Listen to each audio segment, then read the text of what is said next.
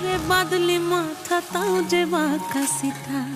মেদিনীপুরে রায়না চিরন বাঁকুড়ার ওই ফিতা আর যতন করে বাঁধলি মাথা তাও যে বাঁকা সিথা পেছ পাড়িয়া রাজগো